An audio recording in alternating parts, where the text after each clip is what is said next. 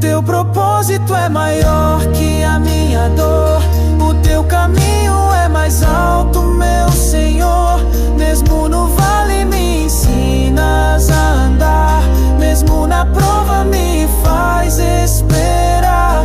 O tempo é teu e eu vou confiar. Mais uma vez estamos aqui com o Pó de Praça, Pó de Rua, com a programação chamada Hora Nona. É a hora da salvação. A hora nona é às 3 da tarde, é a hora que foi consumado a salvação da humanidade. Quando Jesus estava sendo crucificado, ele falou: está consumado. Essa fala foi 3 da tarde, essa fala foi hora nona. E então esse momento é marcante para todos nós, porque é a hora da salvação. E usando da oportunidade desse texto, nós lançamos esse podcast, a Hora Nona. Qual foi a sua hora nona? Qual foi a sua primeira vez com Jesus? Eu quero fazer uma pergunta aqui. Eu estou aqui com o seu Ademir. Graças a Deus, senhor Ademir, hoje, graças a Deus, que tem aí um passado, tem um testemunho. E eu quero fazer uma pergunta, né? Primeiramente, uma boa tarde, seu Ademir, seja bem-vindo aqui no nosso podcast, no nosso trabalho de rua, Pó de Praça, Pó de Rua, onde trabalhamos divulgando o reino de Deus dessa maneira, para a glória de Deus. Então, eu estou aqui para representar o reino de Deus, trazendo mensagem, testemunhos que edificam as pessoas que estão nos acompanhando. Graças a Deus, uma boa tarde a todos. Ademir, seja bem-vindo. E eu queria fazer a primeira pergunta para você. Quem era o Ademir? Sim. Fique à vontade. Primeiramente, eu quero deixar a graça e a paz a todos, né, que estão nos assistindo.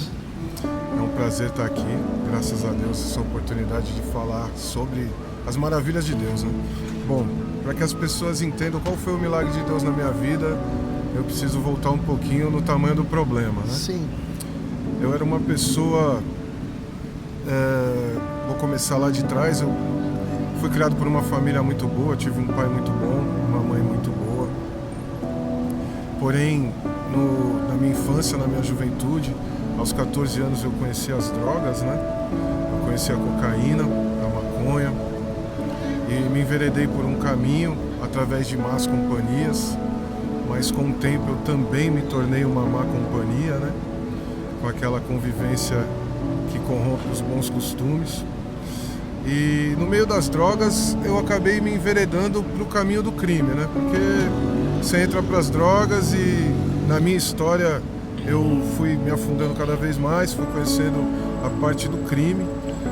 Através do vício eu me tornei um vendedor de entorpecente, um aviãozinho.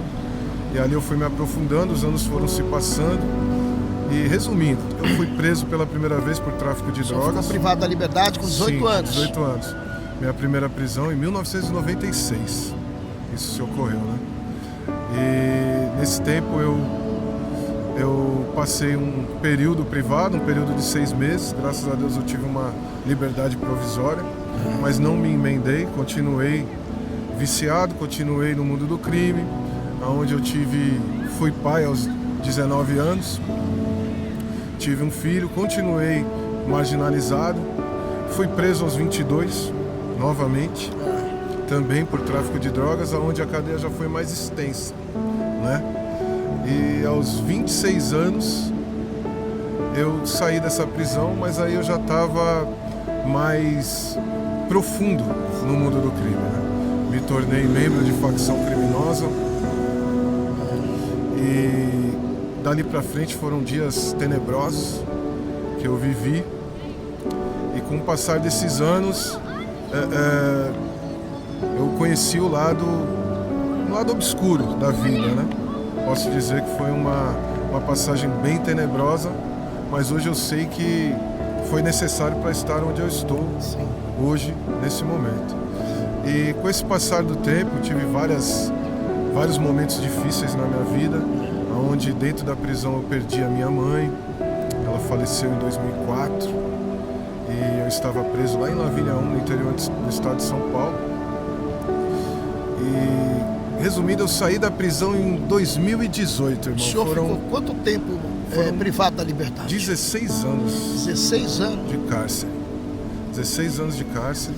E dentro desses 16 anos foram muitas perdas. Foi uma prisão não só minha, como da minha família também. A família sofre junto, né? Com certeza.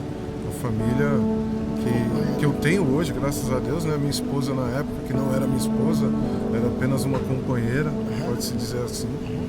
Ela me acompanhou por muitos anos.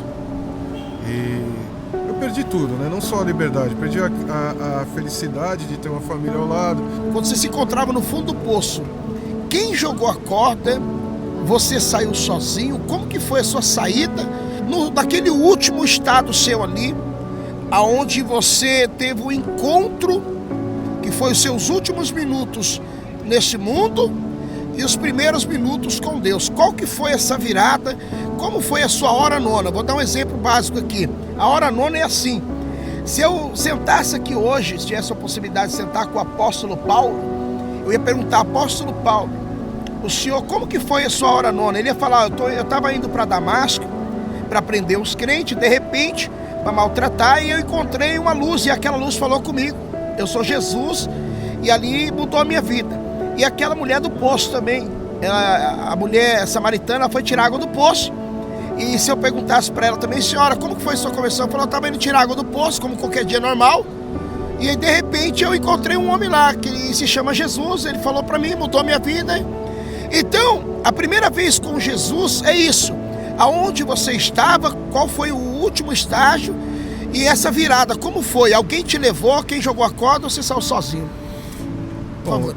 Eu não saí sozinho, né? A minha esposa, ela era uma pessoa muito temente a Deus. Certo, ela já frequentava ela já frequentava a igreja. Ela fazia muitos propósitos, muitas campanhas. Lutava por você. E eu não tinha ciência de muitas delas, né? Certo.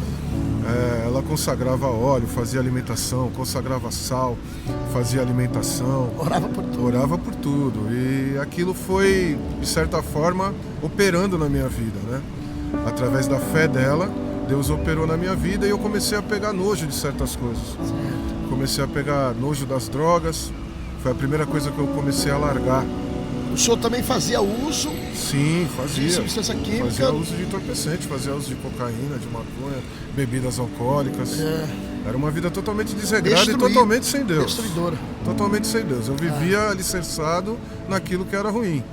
E através desses propósitos que ela fez, e eu não entendia, a minha vida começou a pegar um funil de dificuldades.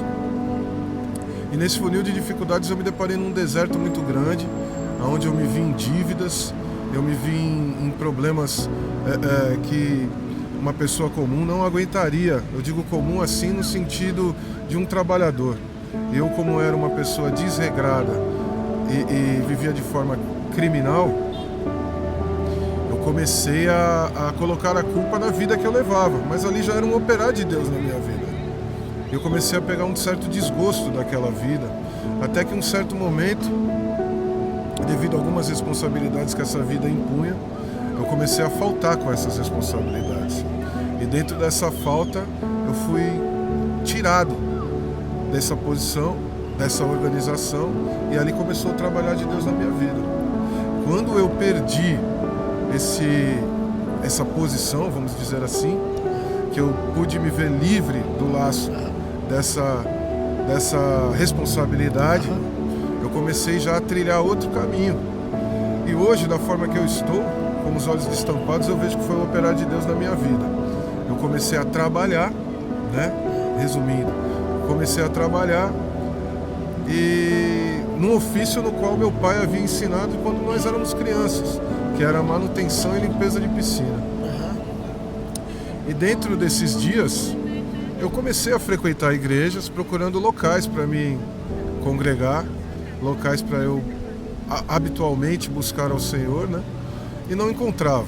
Sinceramente, eu achava muito frio determinados lugares que eu estava indo. E da forma que eu vinha, sempre levando tudo com muita seriedade, eu queria um lugar que eu pudesse me identificar com o meio de vida que eu tinha. E eu não encontrava. Até que um dia eu conheci uma pessoa, né? Conheci um apóstolo que Glória a Deus. me apresentou através de um trabalho que eu estava fazendo na casa dele. Eu fiz um trabalho de uma manutenção. Glória a E Deus. dentro desse trabalho, por incrível que pareça, Deus preparou esse momento. Eu fui com a minha esposa no dia, eu lembro como se fosse hoje. Glória a Deus. E lá, ao término do trabalho, ele começou a falar de Jesus para mim, né? E eu já estava propenso a ter Glória a Deus. essa intimidade com Deus. E esse homem me deu uma Bíblia. E falou, eu tenho uma igreja que você vai se dar bem lá. Me lembro até hoje. E eu falei para ele assim, eu vou ver se eu vou. E ele me respondeu, não, você não vai ver. Porque quem fala que vai ver, não vai. Você vai. Glória a Deus. Meus irmãos, Glória a Deus. essa pessoa é a minha pessoa. Sim, Quando eu encontrei ele foi fazer um trabalho em uma residência, um parente meu, onde a gente de vez em quando descansa ali. E nessa oportunidade, quando ele aparece lá, eu estava com porta-mala com 200 Bíblias. E era até época de carnaval. Sim. Era uma época de muita festa no litoral. E de repente Deus deu através da minha, deu uma Bíblia para ele. E aí falou com ele, falou algumas coisas, Deus usou. E aí foi esse encontro aí, essa parte aí. Glórias a Deus, é muito interessante. Foi muito bom. E daquele dia em diante, eu lembro que foi uma sexta-feira e no domingo era o culto. E eu fui com a minha esposa no domingo àquela igreja. Apresentamos a Assembleia de Deus Resgatando Vida, né? Sim. Bispo Nino, pastor Tiago Mendes, né? Correto. E o senhor tá lá até hoje. E lá a gente se encontra até hoje, mas para estarmos lá foi uma trajetória grande. Isso. Uma trajetória grande, porque a busca por Jesus, ela exige uma renúncia. Deixa eu perguntar, eu lembro que você estava meio machucado. Sim, bastante. Machucado, decepcionado com pessoas, até com a igreja. Sim. E aí, naquele bate-papo, naquela conversa, o Espírito Santo trabalhou. E como a gente tem uma parceria com a Bispa Nina, pastor Tiago, aí o senhor foi para lá. É um ministério muito forte. Hoje, aí lá você foi beneficiado com algumas coisas. Referente casamento, onde o senhor vai falar agora, né? Gostaria de acentuar, porque muitas vezes as pessoas não se firmam, né, na fé, não se firmam nas igrejas nas quais frequentam, porque o Deus, ele é único, né? Ele é um Deus onipotente, onipresente, atemporal. Mas nós, para estarmos firmes na rocha que é Jesus, devemos abrir mãos de certas coisas, né? Devemos buscar agradar ao Senhor. Quando eu cheguei nessa igreja, eu era um homem, como eu narrei, desregrado, não tinha uma doutrina espiritual firme. Lá eu conheci Jesus através de um discipulado que nós participamos, e dentro desse discipulado eu entendi que até a forma de eu viver com a minha esposa estava errada. Eu não podia viver os milagres de Deus agindo daquela forma ou vivendo daquela forma. Então eu busquei rapidamente o casamento. Foi onde eu fiz um laço através da aliança com a minha esposa, né? Fiz o meu casamento, como eu posso dizer, expresso. Corri para casar porque eu queria me batizar para poder viver o melhor de Deus na minha vida, né? Foi onde, ao término desse discipulado, a gente já convivia há 16 anos juntos, né? E dentro disso, quando a gente entendeu que estávamos vivendo de forma errada um relacionamento, nos separamos dentro da nossa própria casa, respeitando aquilo que nós não tínhamos consciência. Quando passamos a ter consciência que vivíamos em uma situação errada perante Deus, nos afastamos corporalmente e buscamos um laço matrimonial, onde eu corri atrás de um cartório rapidamente. Em 7 dias eu me casei.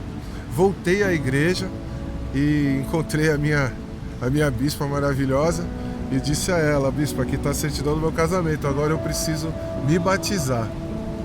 E ela de bate-pronto atendeu esse clamor, né, do meu coração, esse pedido, não só meu como da minha esposa, de fazermos parte do corpo de Cristo através do batismo, né, e jogar para trás toda aquela... Acabar de vez com o velho homem. Aquele velho homem tinha que morrer, tinha que ser afogado, né? E graças a Deus dentro dessa comunhão maravilhosa, marcamos para o domingo seguinte, onde teve a presença do Senhor, teve a presença dela, a presença do nosso pastor e a presença marcante, de Jesus Cristo. Lugar lindo, um dia marcante. A gente correu para um lugar maravilhoso, que foi uma cachoeira no Perequém, Só uma observação aqui, por gentileza, seu Ademir. Meus irmãos, o testemunho desse homem é muito forte. Ele deu uma resumida. Sim. E muitas pessoas não valorizam um criminoso quando se converte, um dependente químico, uma pessoa que vive nesse mundão. Quando se converte, muitas pessoas não dão valor. Não. Você não sabe o valor que tem para a família dele e para ele. Porque a ovelha perdida, ela tem um valor quando é você ou quando é um parente seu. E ele é uma pessoa que marcou, né, a vida de algumas pessoas. E hoje ele passa testemunhando Jesus na vida dele. É muito forte o que Deus fez na vida do Ademir. Sim. Eu quero aqui, graças a Deus, né, fazer mais uma pergunta para ele. Primeiro foi quem ele era, agora a transformação, que ele teve um encontro com o Senhor através da esposa lutando. Viu, esposa? Você luta pelo seu esposo. Pode lutar. Luta pelo aquele parente, não desista dele, que logo o Senhor vai trabalhar, assim como fez na vida do nosso irmão Ademir. E olha só, e eu estava aqui, eu separei uma palavra aqui, um versículo bíblico para perguntar.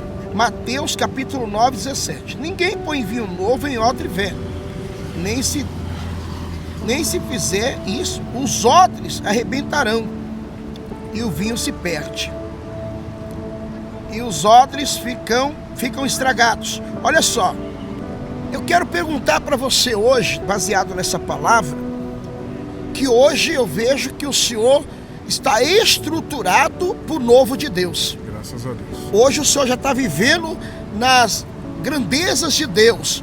Hoje o Senhor encontrou paz, encontrou alegria. Hoje você não tem falta nenhuma do passado, não sente falta de nada. Graças a Deus, não. E hoje você e a sua família servem ao Senhor. Sim. E hoje, graças a Deus, eu vejo que o Senhor teve uma transformação. E a pergunta que eu tenho: o Ademir agora está preparado para o novo de Deus, para as grandezas de Deus? Com certeza, tudo no tempo de Deus. Mas hoje Deus já lapidou o que tinha para ser lapidado, vem alinhando meus passos com as suas veredas. Hoje eu ando na graça do Senhor, hoje eu ando pela vontade de Deus, hoje tudo que eu faço é consagrado a Deus. Nenhuma decisão é tomada por livre-arbítrio, sempre por uma oração e sempre com uma espera confiante em Deus por uma resposta. Glória a Deus, que coisa então, linda, graças a Deus. O mover na minha vida é totalmente celestial. Nada que eu faço... Hoje o Ademir eu posso resumir assim: obreiro de Deus, pai de família, esposo fiel, homem sem vícios, exemplo aonde foi mau exemplo. Hoje eu sei enxergar o que é a glória da segunda casa. Eu posso fazer mais uma pergunta para o senhor? Nós estávamos conversando há pouco. Sim. E hoje o senhor serve a Deus. Com certeza. Irmãos, quando o gadareno lá em Gadara se converteu, Deus converteu, Jesus converteu ele. Jesus não deixou ele ir junto, falou assim: vai para sua casa, para os teus. E aquele homem contou o seu testemunho e pregou em toda a Decápolis. Ele fez a obra de Deus contando o testemunho quem ele era. Ele era um gadareno, um endemoniado, e agora não era mais. Então, e hoje ele trabalha, hoje o senhor pode falar resumidamente aqui, que o senhor faz um trabalho hoje num lugar terrível, um lugar onde você tem uma visão, é um lugar onde as pessoas não querem ter acesso, aproximação com essas pessoas. Correto. Que é no meio da Cracolândia. O senhor faz uma obra na Cracolândia hoje? Sim, hoje Deus nos levantou como evangelista na rua. A gente faz o evangelho, a gente leva o evangelho de Deus às ruas, né?